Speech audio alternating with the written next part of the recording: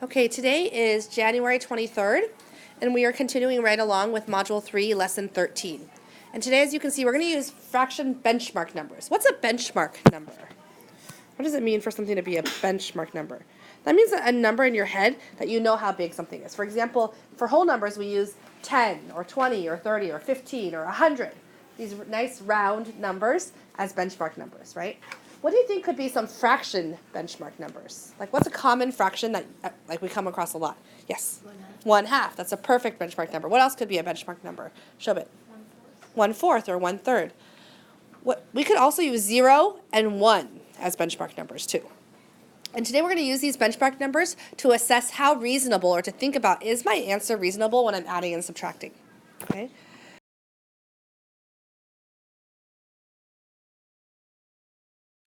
Here are 3 different equations. Go ahead and copy them down into your notebook, kind of like what you see here. Just write them in a row across your paper. 1/2 plus 3/4, and then we have 1 2/5 minus 2/3, and then we have 4/10 plus 1/3. Now my question to you is, which ones of these will the answer be greater than or equal to 1? So let's take a look at each one.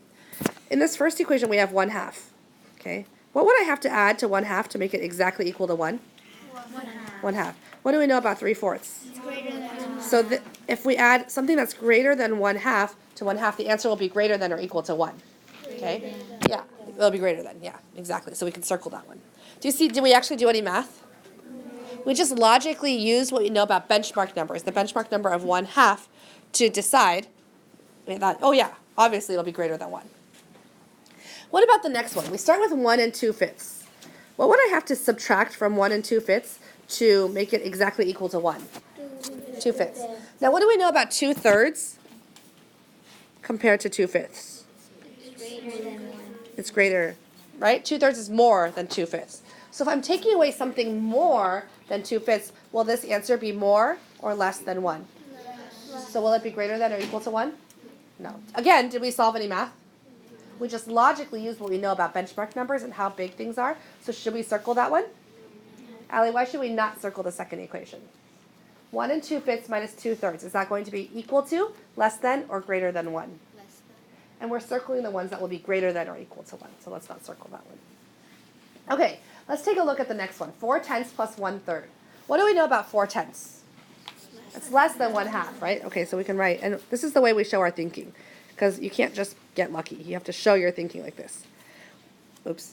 Yeah. So 4/10 is less than 5/10, which is equal to 1/2, right?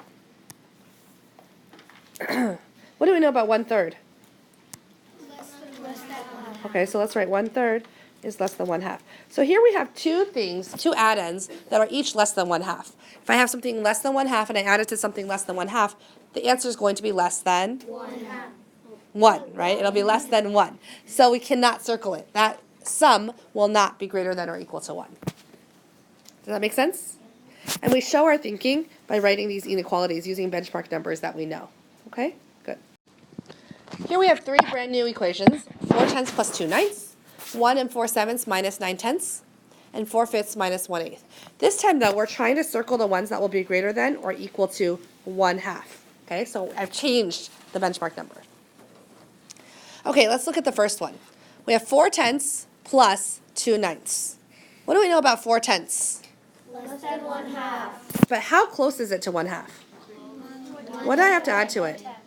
I know that 4/10 plus 1/10 will equal 5/10, which is 1/2. Okay, so that means that we only need to add 1 more tenth. Okay, so what do we know about 2/9? 2/9 is 1/9 plus 1/9, right? What do we know about 1/9? How does that compare to 1/10? Huh? 1/9 is bigger than 1/10. So if all I need to add to 4/10 is 1/10 to make it equal exactly to 1/2, and I'm adding something bigger, right? So will the first one be greater than or equal to 1/2? Greater than 1/2. It'll be greater than 1/2. Turn and talk to someone next to you, explain how you know. In the second equation, we have 1 4/7 minus 9/10. First of all, let's talk about what we know about 1 4/7. How does 1 4/7 compare to 1 1/2? What's half of 7? 3.5. So is 1 and 4/7 equal to, greater than, or less than 1 and 1/2? Greater than. Okay.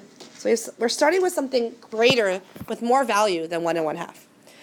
If I had 1 and 1/2 though, just think about that for a second, what would I have to take away from 1 and 1/2 to make it exactly 1/2? 1. Okay. So I'm starting with something greater than 1 and 1/2, and I'm taking away something less than 1. Is this equation going to be equal to, greater than, or less than 1/2? Go ahead and turn and explain to someone how you know.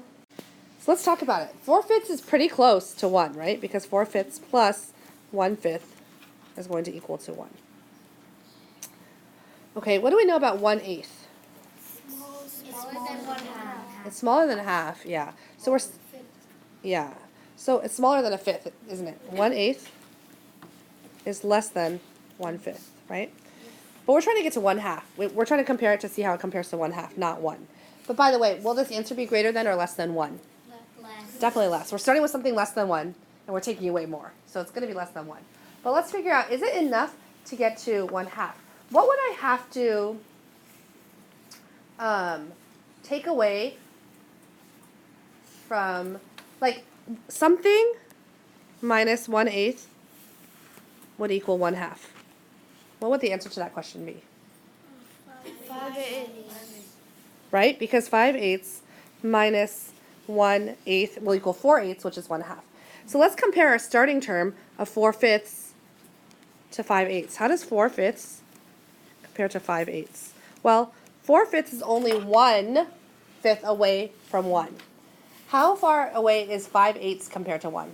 3/8. 3/8. 3/8 away from 1. Okay. How does 3/8 compare to 1/5?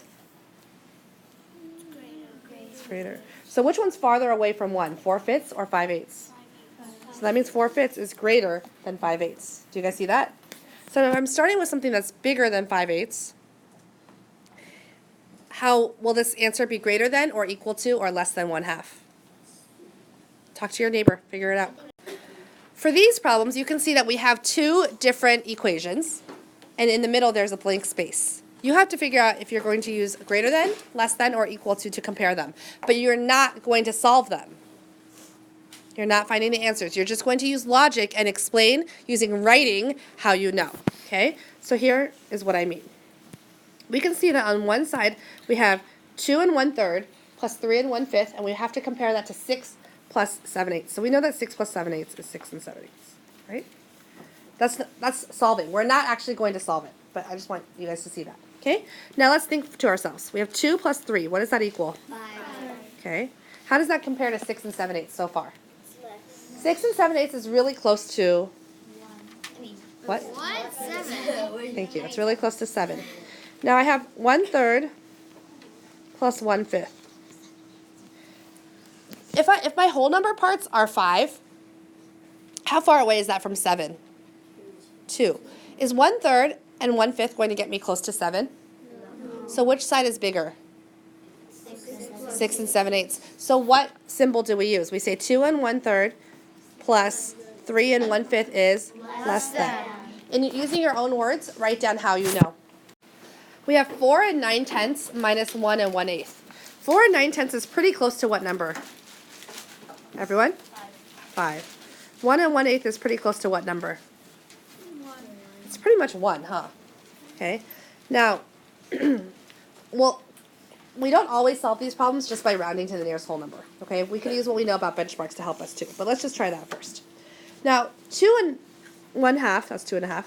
2 over 7 is pretty close to what? It's pretty close to what? It's pretty, yeah, we could say it's close to 2/8, which is 1/4, or we could say it's pretty close to 1/2, right? Because 3.5 over 7 would be 1/2, right? So our answer on the right is going to be pretty close to what number?